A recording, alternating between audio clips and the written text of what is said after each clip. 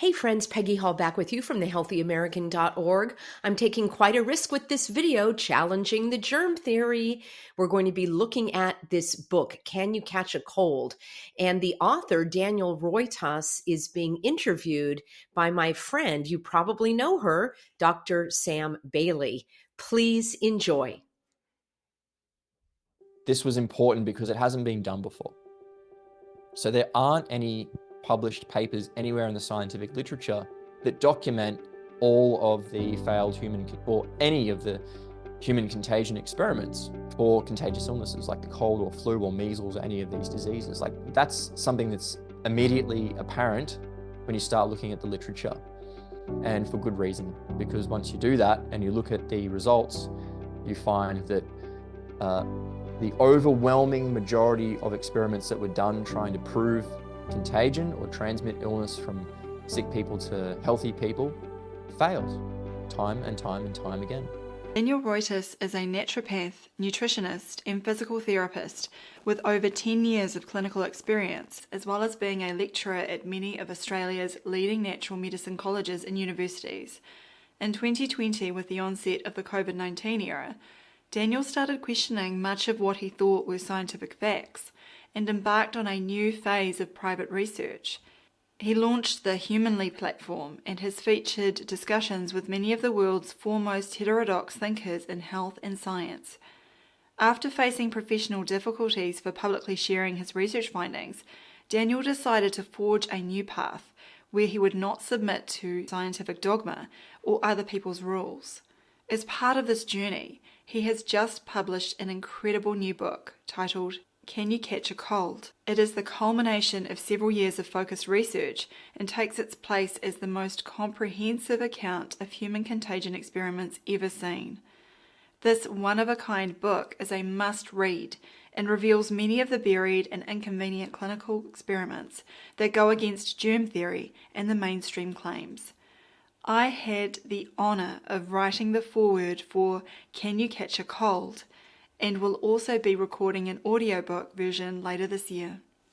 Well, thank you so much, Dan, for agreeing to come on the podcast with me. It's so exciting to hear about your new book. Yeah, it's been a long time coming, and I'm so grateful to have the opportunity to come and speak with you about the work that I've been doing, and forever indebted and grateful for your support and Mark's support, Sam. It's honestly, the feeling's very mutual because I think we've been on this almost synergistic path together, it feels like, with even our books. And so I really would like to start from the beginning with you, to go right back to where it all, your journey, I guess, to how you became a naturopath, so for people that don't know your background. I guess I was pretty unwell as a child, and we went to all the different doctors, and they essentially said, he's making it up, he's putting it on. And I got so sick I couldn't play sport anymore. I loved playing soccer, and I had to give that up because of how unwell I was. And then we went to a chiropractor, and he did some dietary changes and some various other techniques, and I got better. And from that point on, I wanted to be a chiropractor throughout my sort of teens, but they didn't offer chiropractic in Brisbane, in the city that I live in. So I found the next best thing, which was naturopathic medicine. So I studied that and did my undergraduate degree. I think I started around 2006 or 7. And when I finished that, I went and did a postgraduate degree in human nutrition, went and started another master's degree in Chinese medicine, which I'm still yet to complete, and a whole other bunch of postgraduate qualifications and things.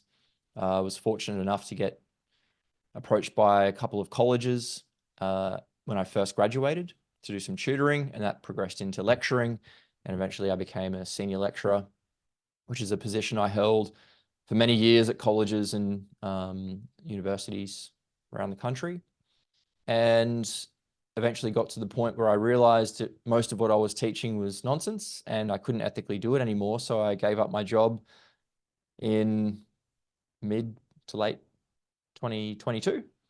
And yeah, the rest is history. The wake up point, what was it? What happened to you? Was this before 2020? Was it after? What Can you talk a wee bit more about that? I always knew that something wasn't right with medicine, I guess, and health. From an early age, my parents were always looking at medical alternatives because the medical system failed them. And I saw that it worked for my parents, and then it worked for me. And I got thinking, how is it that medicine can't help people, and the people that do get helped by natural medicine, they're sort of dismissed as quacks, and it's all, nonsense. So that left me asking a lot of questions, and it is one reason why I did get into the natural medicine field. But I think in 2014, I realized that something was a bit of a miss, more so than what I had already realized throughout most of my life by that point, and went down quite a rabbit hole with a lot of different things. And 2020 came around. I actually heard Dr. Andy Kaufman and Tom Cowan talking about this thing called terrain theory and that germs don't cause disease. And it immediately resonated with me. I think sometimes when you hear the truth, you know that it's the truth. There's something inside that just clicks. And when I heard them talking about this, I knew it was the truth because I'd actually been exposed to this idea in the early days of my undergraduate degree. My lecturers in immunology were talking about this concept back when you used to get taught some of the real natural medicine. It was still around back then. And at the time I thought, yeah, it's interesting. It makes sense. But I was looking at it more from like a terrain germ theory paradigm. Like there are germs, they do cause disease, and you've got to build up a strong immune system to protect yourself against these things. And I kind of dismissed the idea of terrain theory as the sole concept altogether because I thought germ theory had been proven. And I approached it from that paradigm throughout most of my career. It was this sort of dualistic theory. But when I heard Andy and Tom talking about this, I thought, no, they're right. And before I come out and speak publicly on this matter, because obviously as a lecturer, you're doing lots of different things, presenting to different people, and I was presenting for different associations and product companies and giving public talks and all kinds of things. And I thought, if I'm going to talk about this, I better make sure that it's correct. And I started looking into the history of germ theory, and I tried to find experiments had proven that germs cause disease and that diseases are contagious, and I came up with nothing. So that led me to then start talking openly and publicly on the matter, more so from a perspective of asking questions and asking for the evidence. So even to this day, I don't admit that I'm completely right. I might be wrong. There might be some information out there or some evidence out there that might disprove the terrain theory, and it might prove the germ theory conclusively. But as of this point, I haven't come across that evidence. I'm not sure if it exists because so many of us have been looking for it for so long, and it's not immediately apparent. And for something as well established as germ theory, this information should be readily available, and it's not. So for that reason, I'm fairly confident that I'm on the right track. But again, I can't be 100% sure. And if that day ever comes when someone goes, here, look, here is the evidence for it, then I'll reevaluate if I ever get to that point. I really like that about you, Dan, is how you always go back to source with everything. And I think it's such and you can see we're going to talk about this obviously with your book soon, but it really resonates with me as well, and Mark, because we have that same philosophy. You must have come across a lot of difficulty though with going against the establishment essentially in your workplace.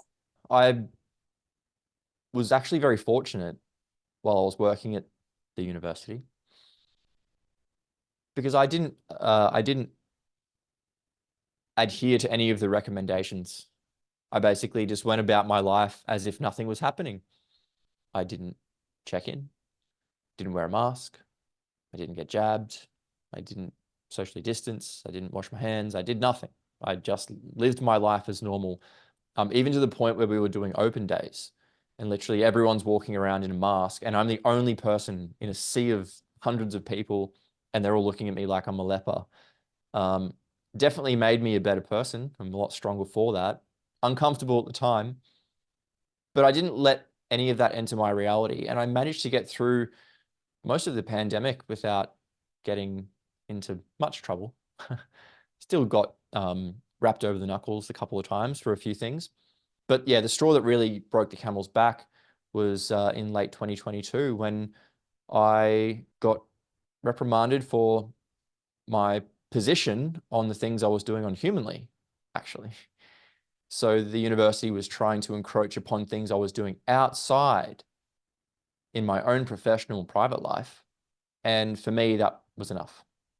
I didn't want to align myself with the university that didn't, or any institution actually, that didn't want to support me in a pursuit for the truth. And, you know, God forbid that a young man who is seeking the truth and asking questions and looking at real science should work at a university and be doing these things. I thought that was the place to do it, but it's clearly not. And it was a daunting task or daunting thought at the time to leave that job because I thought I'd be a career academic. I was about to start on a PhD and looking at moving up in the corporate world, in the academic world. And yeah, lots of uncertainty and fear about leaving that job was plaguing me, and I didn't leave it for a long time. But yeah, once that happened with the Humanly stuff, I thought, no, I've got to leave. And once I did that, actually, amazing things started to happen, and a whole world of possibilities just opened up for me. And I'm so glad that I took that chance and listened to myself and listened to my heart, and life's never been better. It's fabulous. It's amazing how when you choose the right path, how it just opens up for you. Did you, in that time when you were at the university, was there anyone like you? Was there anyone that you could talk to about with similar experiences, or were you felt quite alone? You'd think that working in a institution that prides itself on being the leader in natural and alternative medicine in the country, that they would, the employees there, the other lecturers who are naturopaths, doctors, biomedical scientists, a range of different health professionals working in that faculty would share similar views, but none of them did. Some thought it was a bit odd about what was going on, but basically everyone towed the line. I was basically the black sheep. One person did reach out to me behind the scenes. I won't say anything about who they are or what they said, but that gave me a lot of hope. But still, they didn't publicly say anything. So I thought, I guess it's me. A lot of people looked up to me. I was basically like a golden boy in the profession, I guess you could say.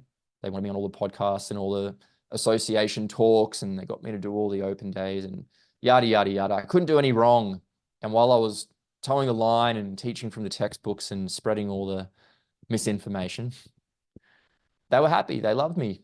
Couldn't do any wrong. But as soon as I started teaching outside the curriculum or asking questions or thinking about things differently, no one wanted to know me anymore, and basically had to forge my own path through all that darkness and misinformation and untruth in the natural medicine industry to find out what's really going on with health and wellness. And that was actually a really good experience for me to learn that we do have most of the answers. Natural medicine has known this for a long time. The body can heal itself. Health isn't difficult. It's actually really simple. And most of what gets taught in the natural medicine field, I won't speak for medicine, but certainly in the natural medicine field, is essentially all nonsense. And even in nutrition, it's all nonsense. Really, once you get back to basics, it's all very simple. Nature gives you everything you need. The body does the rest. You just need to know what to give it. And doctors and naturopaths knew that 100 years ago. It's just that we got disconnected from that information, and now it's time to reconnect.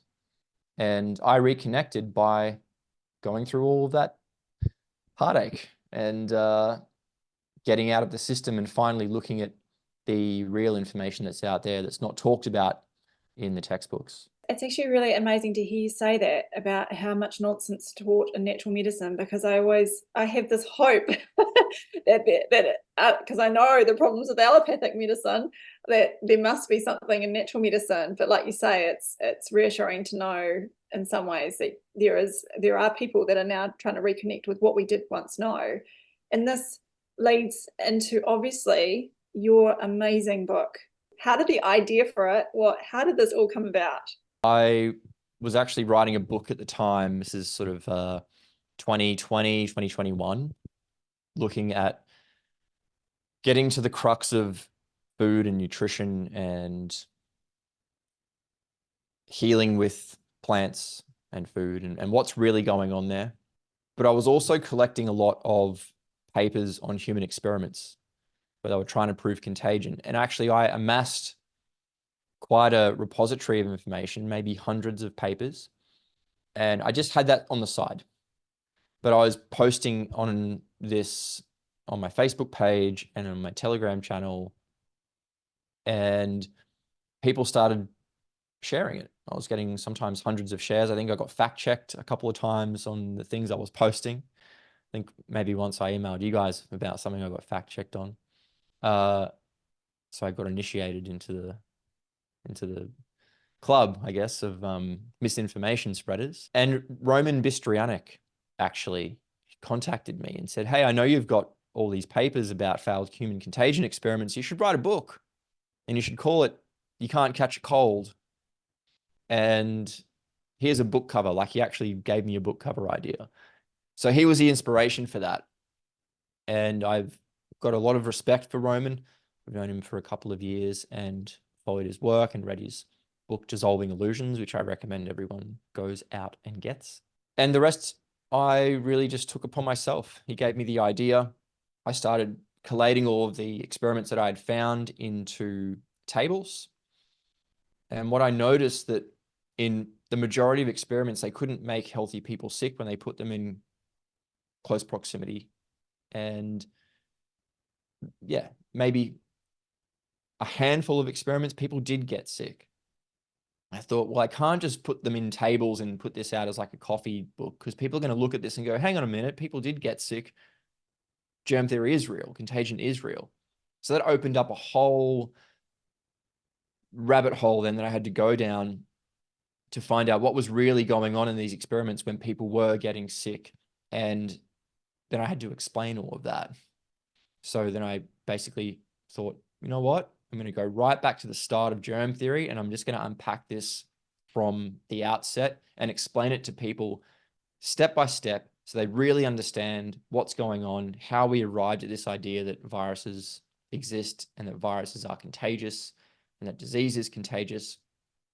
Because when you go through the history, it's very telling that none of this was ever proven, and it wasn't actually generally accepted. It was dismissed by the medical profession. It was actually pushed on them, or forced on them, I should say, with great reluctance. They were reluctant to accept it. And it goes against the story that we are told. This great discovery was made, and it was the thing that changed medicine, and it improved mortality rates and the health of the world for the better. And things have never been better since that time. But yeah, the opposite seems to be the case. So went through all the history and then started looking into all the reasons why people were getting sick. And it turns out there's many reasons why people get colds and flus. And I think our forefathers had actually worked this out many hundreds of years ago. We've just forgotten that, and it's time that we reconnect with that information. What I loved about, well, when you sent the manuscript through to read, was I was just so shocked, actually. There was a lot of studies that I've never even heard of that you'd managed to uncover and get access to. How did you go about doing this? Did you have to, because I know some of these papers are really difficult to find. A lot of work, actually. Many long hours reading papers from the early 1900s, late 1800s. and you would come across, it's not as easy as jumping onto a search engine and typing in failed human contagion experiments. They're incredibly hard to find, a lot of these. Some aren't, like there's some that just come up immediately. But when you read some of these papers or the old textbooks, you'll notice that they make reference to failed contagion experiments, and they'll give you like some really dodgy or obscure reference, or they'll say the name of someone and you'll go searching for the name of the person, but later you'll find out they misspelt it, or it was like a translated name from French to English and it wasn't the right spelling. It's like very, very difficult to find these, but I tracked as many down as I could and thought that this was important because it hasn't been done before. So there aren't any published papers anywhere in the scientific literature that document all of the failed human or any of the human contagion experiments for contagious illnesses like the cold or flu or measles or any of these diseases. Like that's something that's immediately apparent when you start looking at the literature. You can't go to a modern text and find these all collated in a nice systematic review or a textbook or anything like this. And for good reason, because once you do that and you look at the results, you find that the overwhelming majority of experiments that were done trying to prove contagion or transmit illness from sick people to healthy people failed time and time and time again.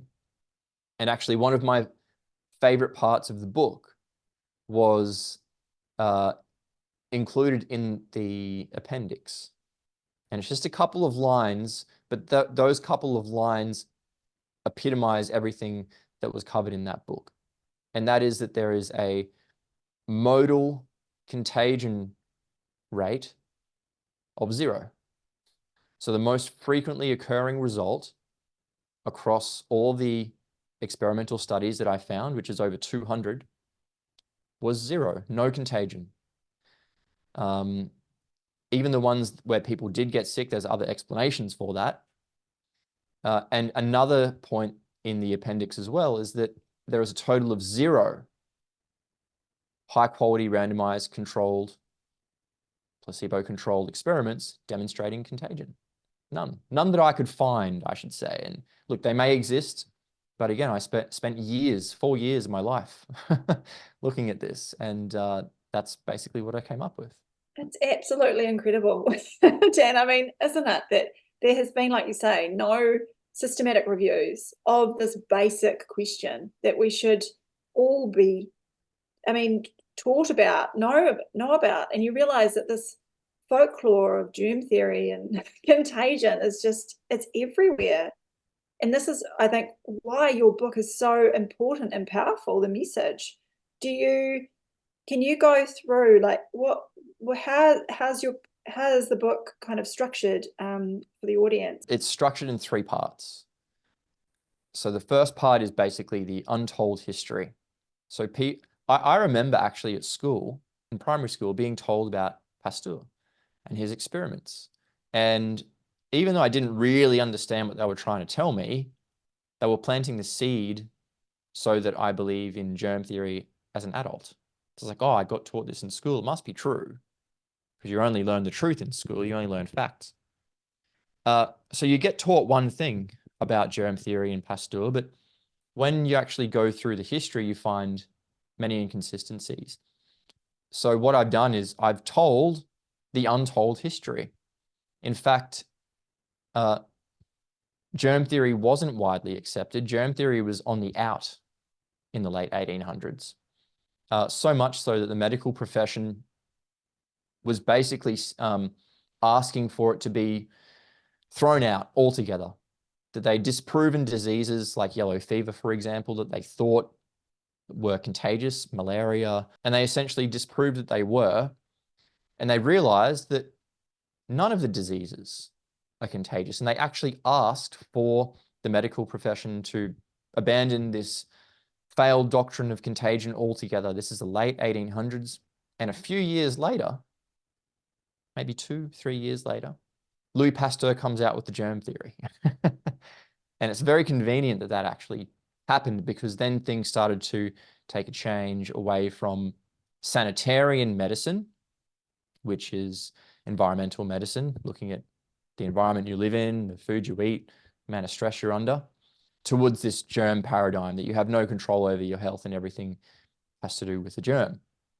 So I tell this story in the Untold History part.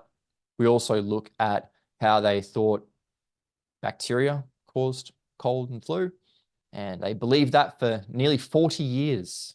It was a proven fact that Pfeiffer's bacillus, so Pfeiffer's bacillus was the bacteria they thought caused influenza, and this other coryza one was the bacteria for colds. They believed that for 40 years, and then they noticed that they hardly ever found this bacteria in sick people. And when they gave or exposed healthy people to this bacteria, it did nothing. So they threw that idea out and they thought, well, there must be something small in the snot of people causing an illness, must be an invisible agent, and we'll call it a virus. So yeah, I detail all of that history. And then from there, we start going through the early contagion experiments around the time of we talk about the Russian influenza, because what we witnessed in 2020 with SARS-CoV-2 isn't new by any chance. What actually happened, this is all an old playbook. They've been doing this stuff from the same playbook for every pandemic, I think. They didn't actually think that there was a pandemic happening with the Russian flu or the Spanish flu. They were reporting that people weren't actually ill. And if they were ill, they had such a wide variety or range of symptoms that it couldn't possibly be the flu. They thought there were cholera outbreaks and yellow fever outbreaks and all these different outbreaks happening at the same time. Yeah, again, attributed all these diseases and illnesses and deaths to Spanish flu to manufacture a pandemic, I think. So again, I put all this information in that second chapter, and then towards the end of that second chapter, we get into the human contagion experiments for the influenza and the cold. And the third chapter is basically looking at other reasons why people get sick. So this looks at the nocebo effect, social contagion, mass psychogenic illness. We look at the role of the environment, temperature, humidity, environmental particles like ozone, for example, sulfurous acid. There's a range of different naturally occurring compounds which are linked to influenza outbreaks. We also look at the role of toxicity, the role of pH, so acid-alkaline balance in the respiratory tract, which seems to have a role in whether or not people get sick. Then we conclude in the final chapter by laying out what a world would look like if we continue believing in germ theory, and what a world might look like if we move away from that theory and align ourselves with what the sanitarian doctors believed was the cause of disease way back in the 1800s, which I think is the truth. And yeah, it's a very different world that we would live in if we were able to abandon this failed doctrine, I believe. It's an amazing book. It really is. And I firstly, I just wanted to commend you. And I know I've said this before, but I think it's important, is how the way that you wrote it is to you don't lead people into a particular direction. You just present it in this very open way and let people make up their own minds, which I think is the true gift of a really good writer of what you do.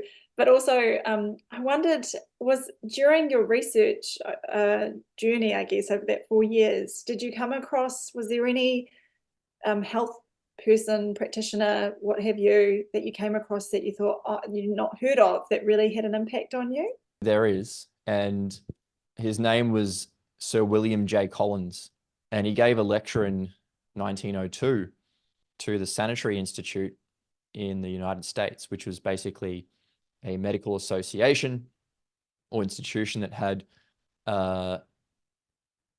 essentially what they called sanitary doctors as members. And again, these are the doctors that believed that it was what you ate, what you thought, the environmental conditions you were exposed to that made you ill. And he gave this lecture called The Man versus the Microbe, which I thought was a really, really cool title. In this lecture, he goes in and talks about how germ theory is essentially defunct and it's a failed theory. And he gives all the reasons why. And it's actually quite an interesting read for a 1902 piece of literature. But in that lecture that he gave, he actually went through and outlined or gave overviews of all the different men that he went and watched giving public lectures, who were extremely prominent doctors at the time and surgeons who were also speaking out against the germ theory. And he gives examples of men like Sir William Savery, who was the president of the Royal College of Surgeons, Dr. Alfred Carpenter, William Howship Dickinson, goes through and talks about Dr. Stephen Mackenzie, and puts in all of these really hard-hitting quotes of things they were saying that when you read this, you realize that at the time, the overwhelming majority of the medical profession were against the germ theory. It wasn't an accepted theory that they were just willing to implement into their practice. They're actually actively working against it to try and disprove it, to have it thrown out. And that one lecture that he gave, I think he refers to about 6 or 7 other prominent physicians at the time. And that then allowed me to go and start looking at their work as well, and just opened up this whole new world of information to me that I otherwise didn't know about. Oh man, that's fascinating. Yeah, and just like you say, the way everything's painted and the in the history now, it looks like it's always been, oh, they were confused and they didn't know what was going on, and now we have all the answers, and you realize that it's a completely different story once you read the original papers. Can I ask, what's the definition of a sanitary doctor? Is it essentially like a terrain? Can you explain that? Yeah, they called them sanitarians. So essentially, these were the doctors who, we hear about miasmas a lot, bad air causing disease, and they did believe that bad air caused disease, but they were talking about, it wasn't just some like mysterious bad air that came out of nowhere and made people sick, this mysterious thing. They were actually saying it's bad air from polluted swamps that has been contaminated with human waste. It's the tons and tons of food scraps and dead animals and other waste that is produced by humans, which accumulates in towns, in the streets, in the sewers, the poor living conditions, being exposed to pollution coming out of manufacturing plants, toxic air emanating from places where there might have been, in the book I give an example of, there was a large flood in China and it killed millions of animals and thousands of people were swept up in the flood water, and it washed away lots of farmland that contained vegetables and crops and things, and it got washed away, and then it started to dry in the mud. And as it decayed, the winds then took this decaying matter and spread it across some of Europe and made people sick. So this is what the sanitarians were referring to as miasmas. It wasn't this sort of mythical thing. I was saying, no, there are definitely toxic things in the atmosphere that can be man-made and also from natural disasters, which can make people sick. They also said that poor working conditions, so like children working as like child labor in mines and manufacturing facilities, people living in squalor, people having access to poor nutrition, polluted water, lack of hygiene, things that make complete sense when you hear them, and they're generally well accepted today as causes of disease, but we think little of them because we think that it's the germ that causes the problem. And these are just things that are here nor there. If you do them, good, you'll boost your immunity. If you don't, your immunity mightn't be as strong, and then you're more susceptible to the germ. But essentially, the sanitarians were saying, no, this is everything. This is, we're talking about they talk about the soil. And the soil or the terrain is not just in the body, so the state of the health of our own tissue and our blood and our bodily fluids, but also the environment that we live in. And this is the essential premise of the sanitarians. When you read what they say, it makes complete sense. And all of these environmental public health measures that we know of now, like washing your hands, eating good food, living in a clean area, having access to sanitation and clean water, and having purified air to breathe. This all came from the sanitarians. Their work was overshadowed, though, by the germ theorists, and it sort of has always taken a back seat to the germ theory.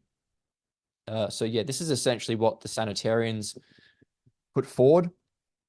And there was also a theory, so they had this miasmatic disease theory, but they also thought that specific toxins and poisons caused specific symptoms, specific diseases. And this was known as the zymatic theory or zymotic theory. So zymers, they were basically saying, are poisons that people get exposed to, which cause a specific illness. And they actually listed out the specific poisons that people would get exposed to that cause things like measles or chickenpox or yellow fever, which is very, very telling.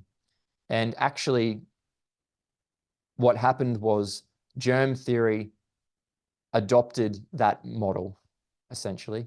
They took the zymatic theory of disease, changed out the word poison for germ, and then gave or attributed one specific germ to the specific disease.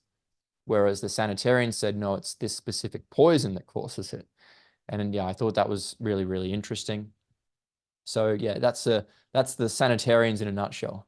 This journey of writing this book, did it feel like it made more of the dots connect for you? Like, did you have burning questions that you sort of wanted to answer in your time researching it? It basically made me realize, Sam, that we have all the answers. All the answers to the questions that we're searching for are already there. They knew this back in the 1800s. We look at these guys as if they were stupid. They were in the dark ages. They had no understanding about anything.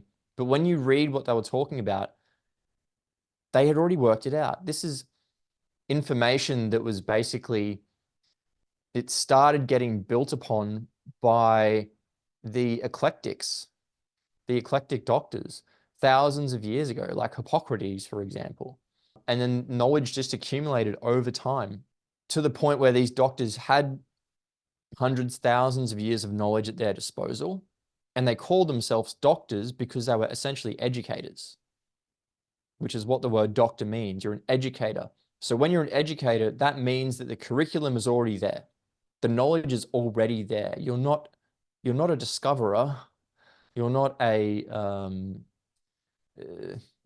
scientist looking for the answers. Like, the doctors had the answers in the texts, and basically what they were doing was educating their clients on what the causes of disease were, and then all the things they needed to do to get their body back to balance. And they understood that the body could heal itself, that all you had to do was stop giving the body what it didn't need and give it what it needs and get out of the way.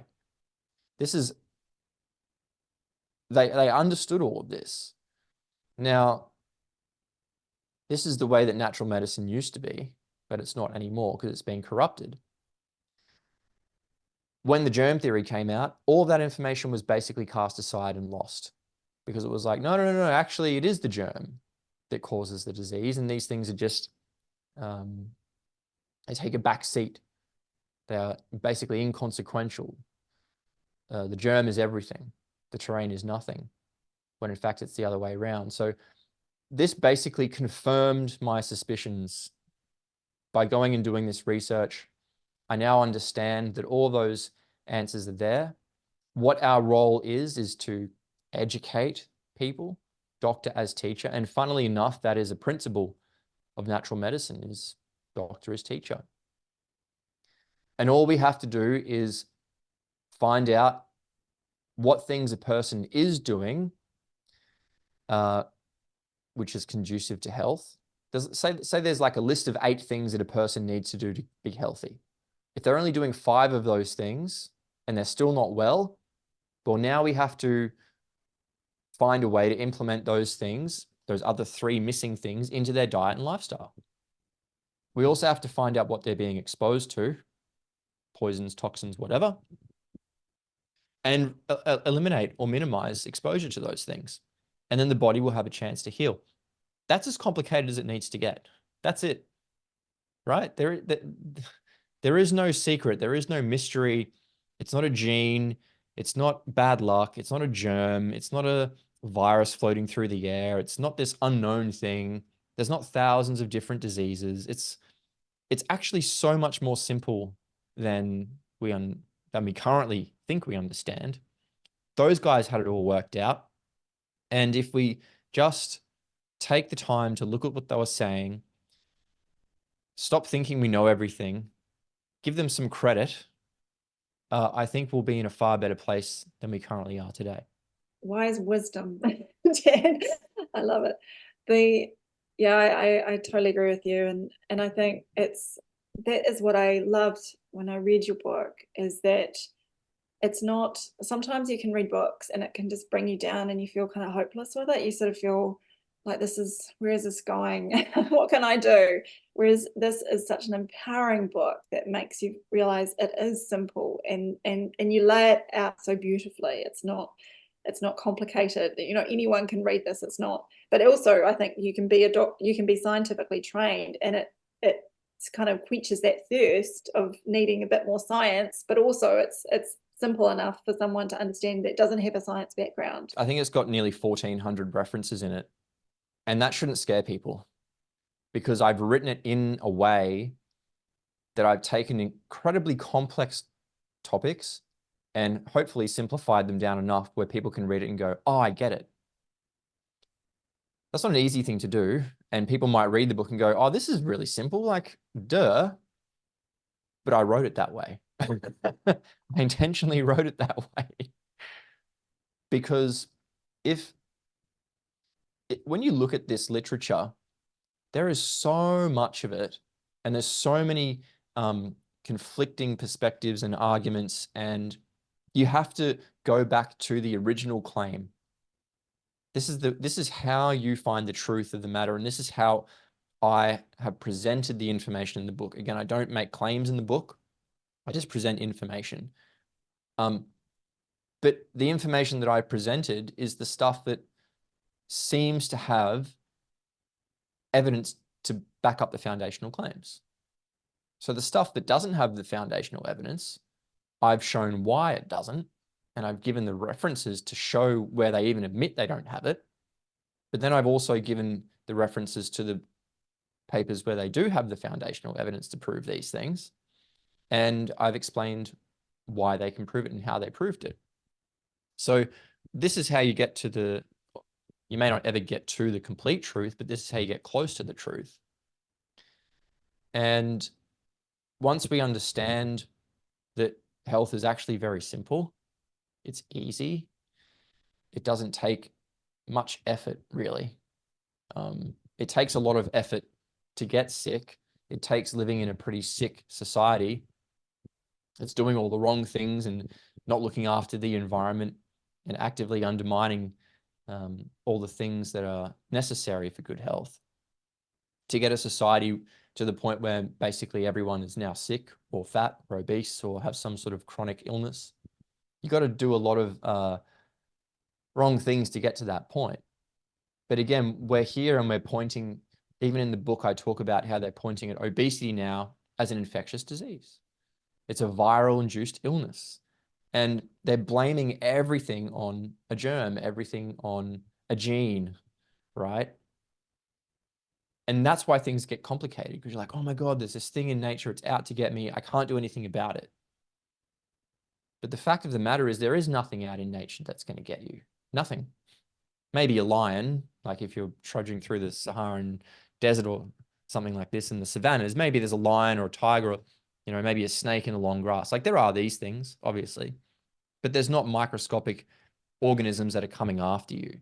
Nature doesn't actively work against us like that.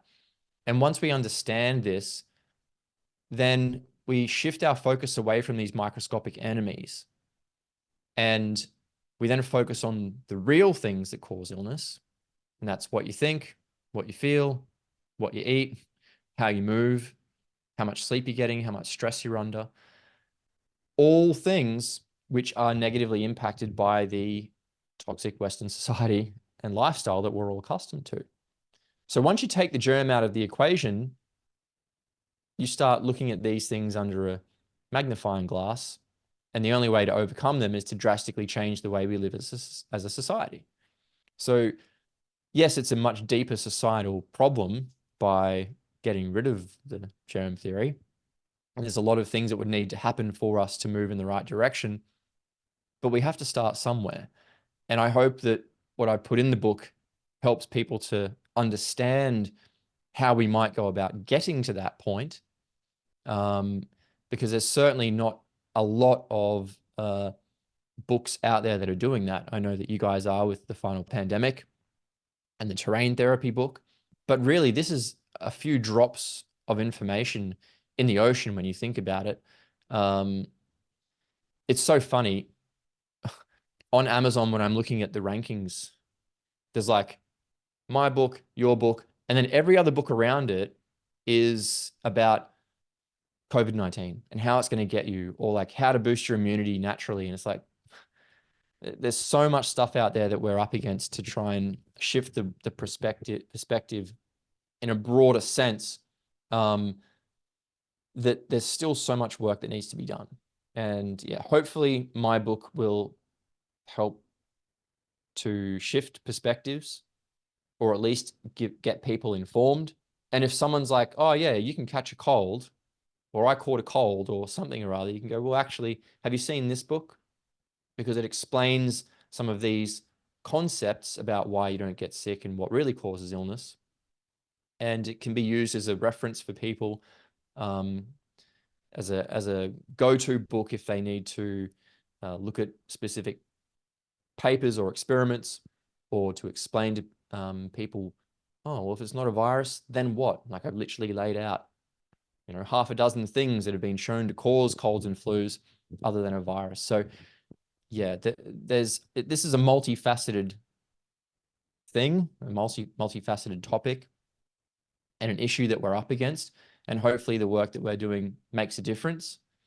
And I don't think that I'm going to change the world overnight with this book, but all it takes is for me to get John Connor to read the book, right? You get a John Connor to read the book, and the John Connor is the guy that changes the world. I don't proclaim to be that guy. I'm just putting the information out there, and I pray that the right people read it. It changes the right minds, and it moves society and humanity in the right direction.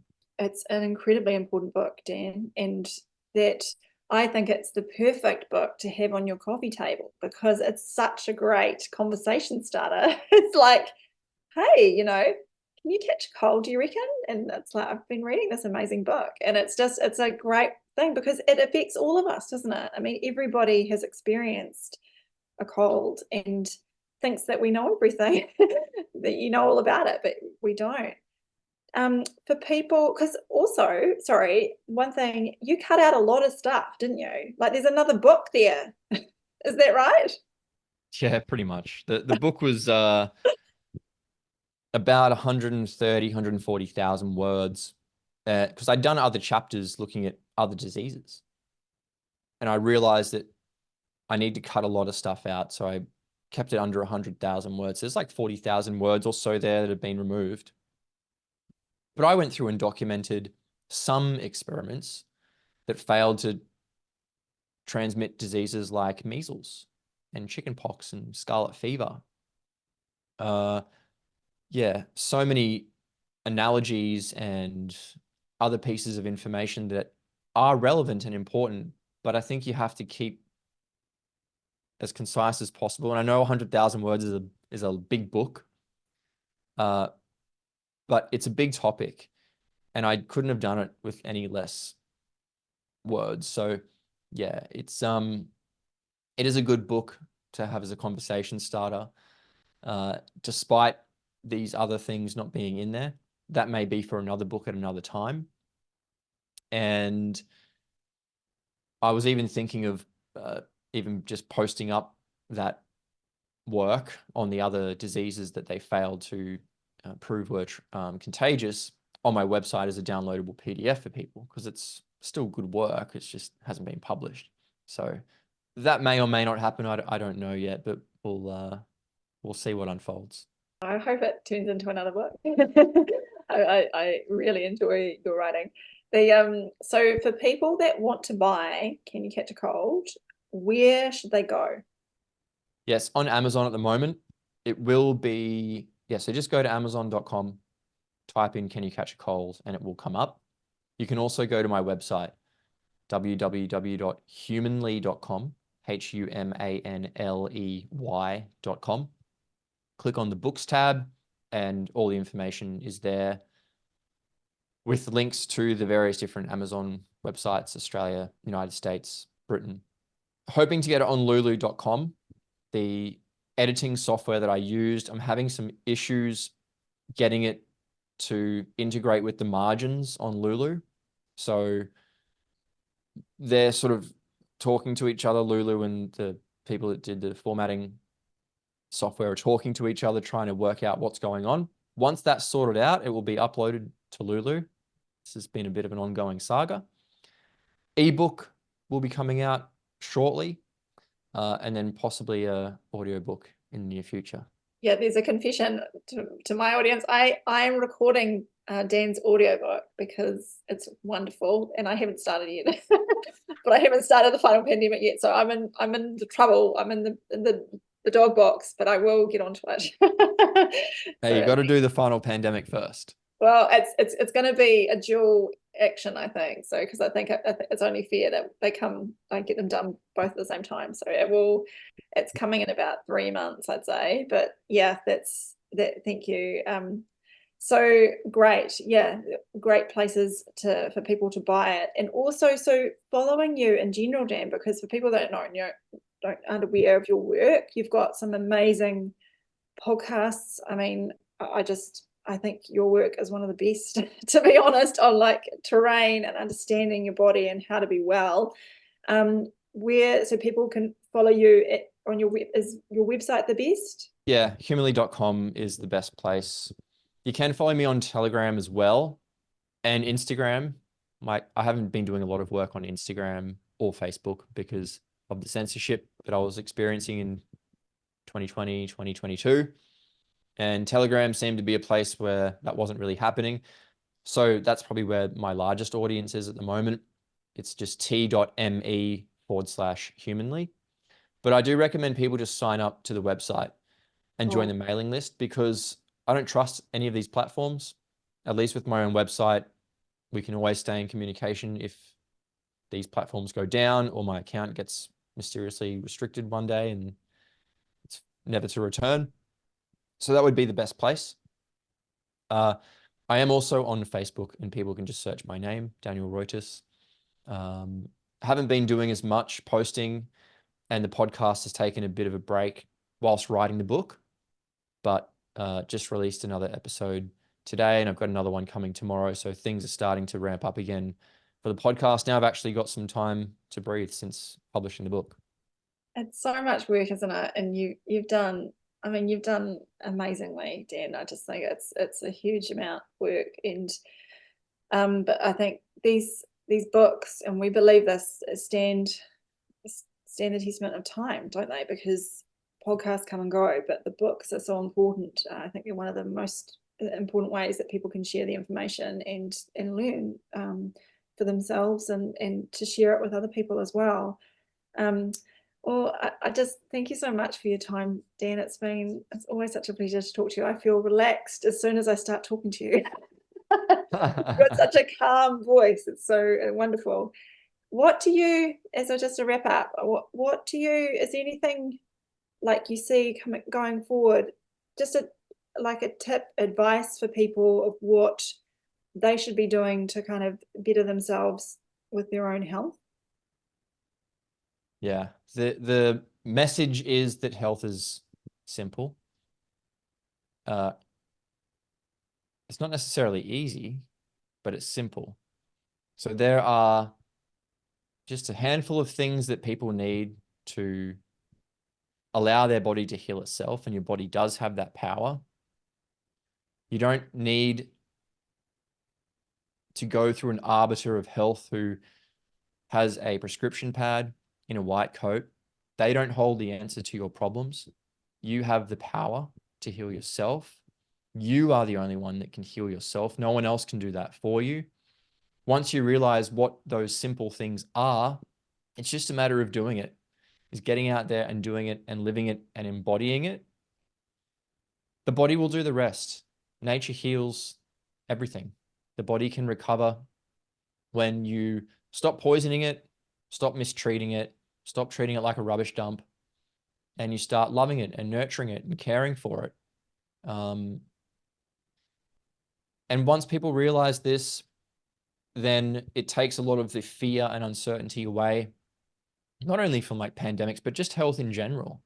That, oh, I'm going to get something because my dad had it, or my grandfather had it, or, you know, it's a genetic thing, it's a contagious thing, it's an unknown thing, it's this weird thing that no one knows why we're getting these different diseases. It's really not that complicated. It's not that scary. The answers that we seek are already there. We just need to take the time to look. And that's what I try and do on Humanly, is to put that information out for people. Yeah, I've got like a free webinar library. People can go and join up to that. And I give away 95% of all this stuff. I just give it away.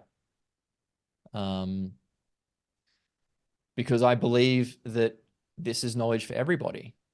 Everyone should have access to it. It shouldn't be a secret. It's not meant to be difficult. And our lives can actually be very enjoyable. They don't need to be a struggle. Just takes a little bit of willpower, some guts, and being inspired, motivated, and empowered. And I hope that's what I aim to achieve. And hopefully that's the message I've got across this evening, because I care. I care about humanity, I care about the truth, and I care that we move forward together in the right direction, rather than going down the wrong path and forever being trapped in this failing doctrine of contagion.